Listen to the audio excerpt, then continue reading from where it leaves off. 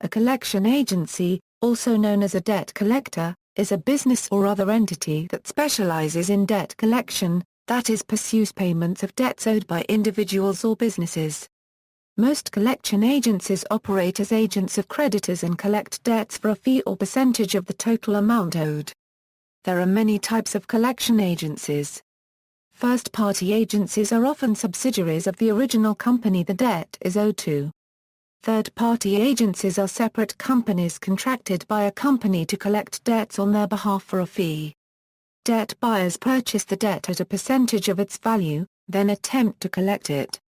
Each country has its own rules and regulations regarding them. History. Debt collection has been around as long as there has been debt and goes back to the ancient civilizations, starting in Sumer in 3000 BC.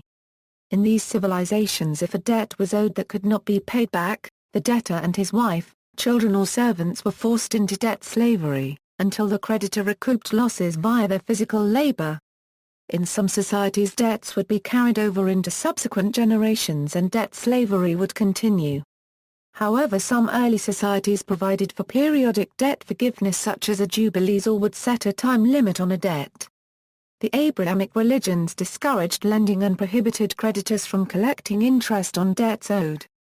By the Middle Ages, laws came into being to deal specifically with debtors. If creditors were unable to collect a debt, they could take the debtor to court and obtain a judgment against him. This resulted in either the bailiff of the court going to the house of debtor and collecting goods in lieu of the debt, or the debtor being remitted to Euro unregistered trademark as prison until his family could pay off the debt or until the creditor forgave it. Development of debt collecting agencies equals. Once debtors' prisons were done away with, creditors had no solid recourse against delinquent debtors. If there was collateral involved in the debt, such as with a mortgage, the creditor could take the property in order to indemnify themselves. However, for unsecured debt, there is no way for the creditor to collect on his investment if the debtor had no money. Even if he receives a judgment against the debtor in court, everything hinges on the debtor being able to pay the judgment. If there were goods, the court could order these to be seized, but the only thing a lender could do was to try and extend credit only to those who stand a good chance of paying it back. In the United States during the savings and loan crisis of the 1980s, there was a huge resurgence of foreclosures and written-off accounts, similar although on a much smaller scale, than that of the Great Depression. Some financial innovators decided that there may be some profit in buying up delinquent accounts and attempting to collect a small portion of the amount due. They purchased these accounts from the original lenders at pennies on the dollar, and turned profit by collecting a fraction of what was owed by the debtor. First-party agencies. Some collection agencies are departments or subsidiaries of the company that owns the original debt. First-party agencies typically get involved earlier in the debt collection process and have a greater incentive to try to maintain a constructive customer relationship. Because they are a part of the original creditor, first-party agencies may not be subject to legislation that governs third-party collection agencies. These agencies are called first-party because they are part of the first party to the contract. The second party is the consumer. Typically, first-party agencies try to collect debts for several months before passing it to a third-party agency or selling the debt and writing off most of its value. Third-party agencies. A collection agency is a third-party agency, called such because such agencies were not a party to the original contract. The creditor assigns accounts directly to such an agency on a contingency fee basis, which usually initially costs nothing to the creditor or merchant, except for the cost of communications. This, however, is dependent on the individual service level agreement that exists between the creditor and the collection agency. The agency takes a percentage of debt successfully collected. Sometimes known in the industry as the pot fee, or potential fee upon successful collection. This does not necessarily have to be upon collection of the full balance. Very often this fee must be paid by the creditor if they cancel collection efforts before the debt is collected. The collection agency makes money only if money is collected from the debtor. Depending on the type of debt, the age of the account and how many attempts have already been made to collect on it, the fee could range from 10% to 50%. Some debt purchasers who purchase sizable portfolios use a master servicer to assist in managing their portfolios across multiple collection agencies. Given the time-sensitive nature of these assets, many in the accounts receivable management industry believe there is a competitive advantage in utilizing this technique as it gives the debt purchaser more control and flexibility to maximize collections. Master servicing fees may range from 4% to 6% of gross collections in addition to collection agency fees. Some agencies offer a flat fee pre-collection, or soft collection service. The service sends a series of increasingly urgent letters, usually 10 days apart, instructing debtors to pay the amount owed directly to the creditor or risk a collection action and negative credit report. Depending on the terms of the SLA, these accounts may revert to hard collection status at the agency's regular rates if the debtor does not respond. In many countries there is legislation to limit harassment and practices deemed unfair, for example limiting the hours during which the agency may telephone the debtor, prohibiting communication of the debt to a third party, prohibiting false, deceptive or misleading representations, and prohibiting threats, as distinct from notice of planned and not illegal steps. In the United States, consumer third-party agencies are subject to the Federal Fair Debt Collection Practices Act of 1977, is administered by the Federal Trade Commission. In the United Kingdom, third-party collection agencies that pursue debts regulated by the Consumer Credit Act must hold a consumer credit license and work within the framework of the 2003 Fair Debt Collection Guidance. Licenses are issued and regulated by the Office of Fair Trading. Sale of debts. An increasing number of collection agencies, sometimes referred to as debt buyers, purchase debts from creditors for a percentage of the value of the debt and pursue the debtor for the full balance, sometimes plus interest. This prevents a debtor from merely defaulting or forgetting a debt. It also generates immediate revenue, albeit much reduced, for the creditor and reduces the public relations risks involved with defaulted debt collection. Some states have specific laws regarding debt buying. For example, Kansas does not allow wage garnishments on purchased debt. Debtors. The person who owes the bill or debt is the debtor. Debtors may fail to pay for various reasons, because of a lack of financial planning or overcommitment on their part. Due to an unforeseen eventuality such as the loss of a job or health problems. Dispute or disagreement over the debt or what is being billed for. Or dishonesty on the part of either the creditor or the debtor. The debtor may be either a person or an entity such as a company. Collection of debts from individual people is subject to much more restrictive rules than enforcement against a business. Collection practices. Debt collectors who work on commission may be highly motivated to convince debtors to pay the debt. These practices are highly regulated by the Fair Debt Collection Practices Act, state laws to protect consumers, and the Consumer Financial Protection Bureau, the Federal Trade Commission, and state regulatory agencies. Several federal and state higher court decisions have outlined several bad practices, Hintz v. Jenkins, Indiana re. Van He, McAuliffe v. Johnson, and Rodenberg, Loringer, Kamaruva v. Nation Credit Acceptance Incorporated.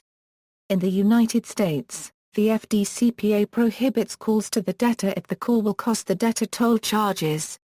The FDCPA also establishes what time of day calls can be made, to whom, and where. If a person answers, the call center may track statistics in order to place calls at times when the debtor is more likely to be home. Typically this is done by an automated dialing system between the times of 8 a.m. and 9 p.m. local standard time. The collector may not use illegal and deceptive practices. The collector cannot use obscene language and must inform the debtor of the nature of the call, their name, and the name of the collection company when requested. International debt collection is a specialized field. Not many companies specialize in this sort of collection as there may be a need to speak different languages and have a knowledge of the different legal systems and laws.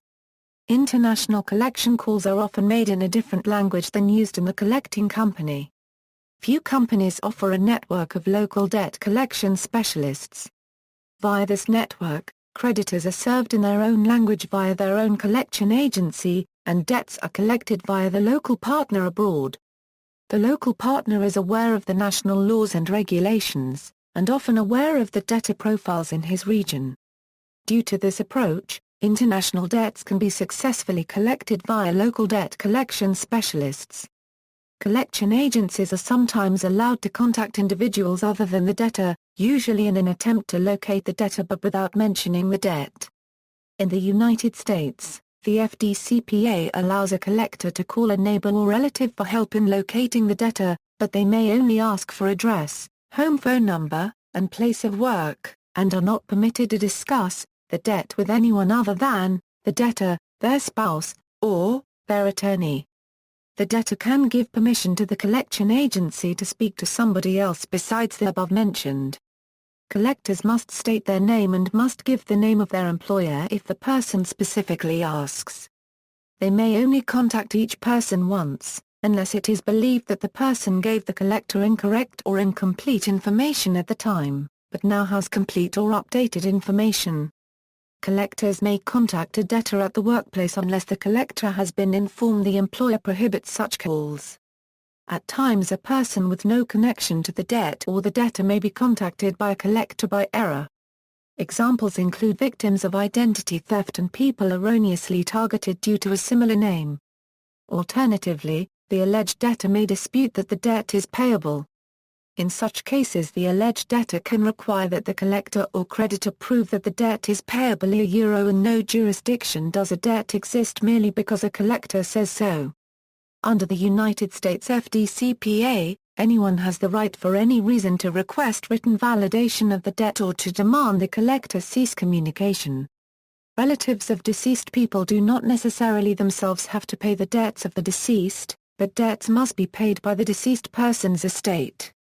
A home owned by a family of several people, where one person has an unpaid debt, can be forcefully sold, forcing all people to move, maybe all becoming homeless. Collection account equals, a collection account is a person's loan or debt that has been submitted to a collection agency through a creditor. Credit record equals, defaulted debts are placed by an alleged debt owner on a person's credit record, and usually remain for several years, particularly if the debt has been referred to collection agencies or subject to court judgments. This may not necessarily be properly authenticated or checked to be accurate. If an error does occur, the credit reporting agencies and information suppliers have a 21-day safe harbor period to correct the error, and the safe harbor period can be used as an affirmative defense in a lawsuit. United States. In the United States, this usually happens only when the account has reached charge-off status from the original creditor. Not every account placed in collections is necessarily a credit account and subject to one of the three major credit bureaus' reporting systems. If a debtor pays off a collection account, the item will be marked paid, but not removed from credit reports. If a debt is disputed, it can only appear as disputed on the alleged debtor's credit report. Regulation of collection agencies. Canada equals, in Canada, regulation is provided by the province or territory in which they operate. The law is typically called the Collection Agencies Act and usually affords a government ministry power to make regulations as needed. Regulations include calling times, frequency of calls and requirements for mailing correspondence prior making telephone contact.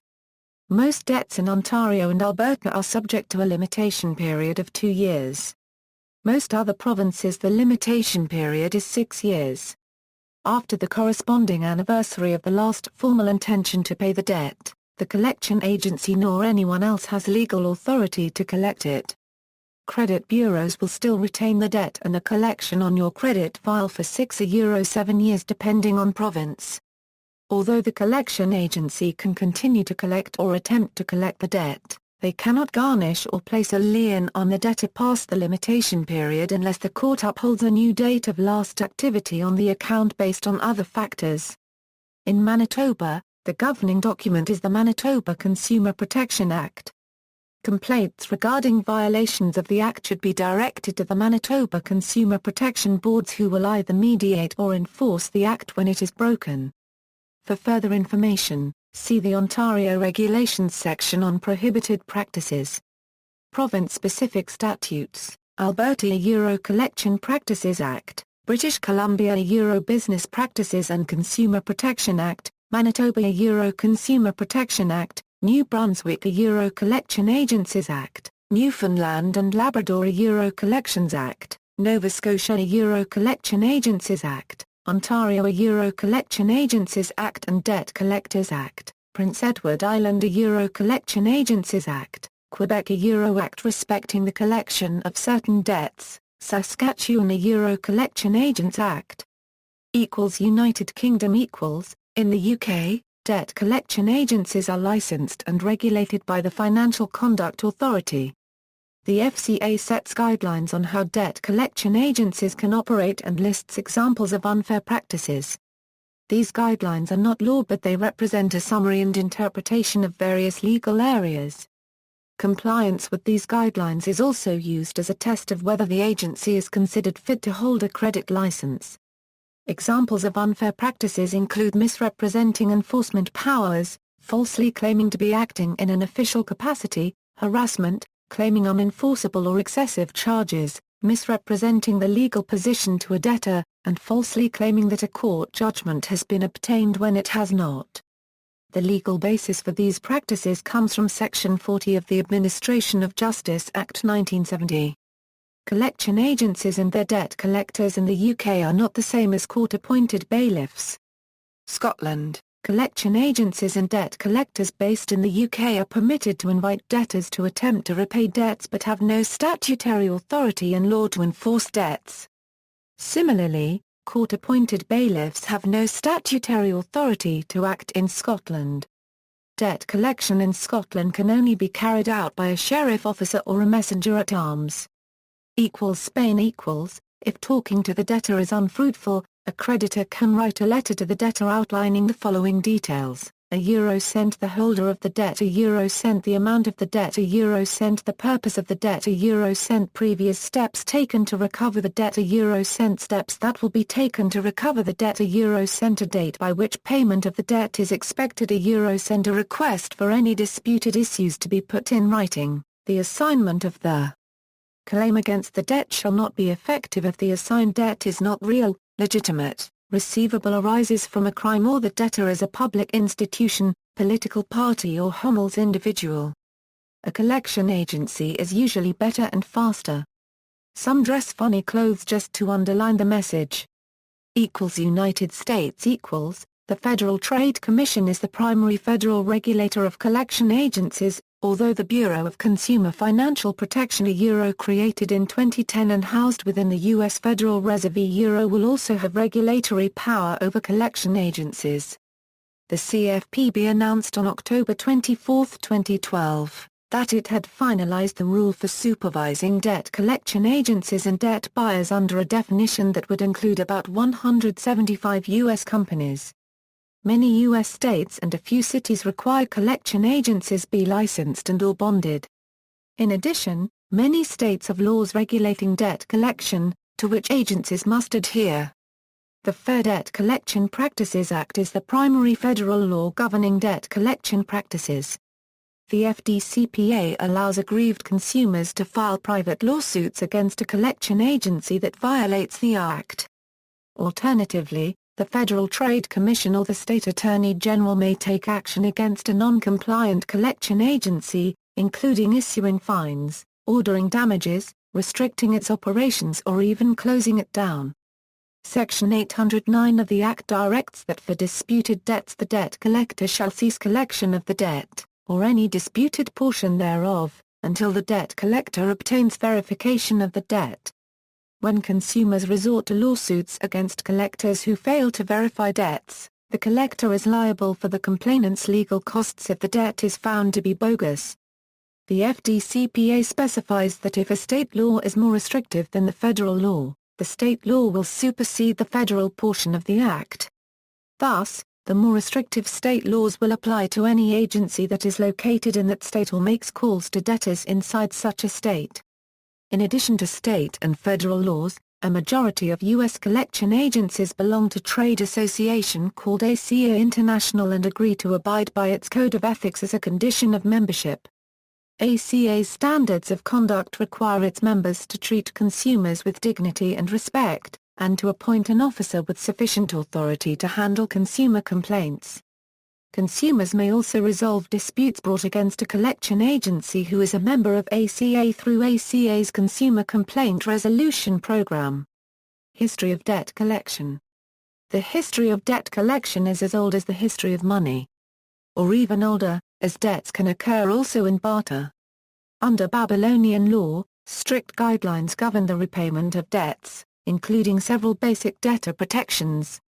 Both the Bible and Quran issue stern warnings against charging interest on a loan. In occupied territories of the Roman Empire, tax collectors were frequently associated with extortion, greed, and abuse of power. In medieval England, a catchpole, formerly a freelance tax collector, was a legal official, working for the bailiff, responsible for collecting debts, using often coercive methods.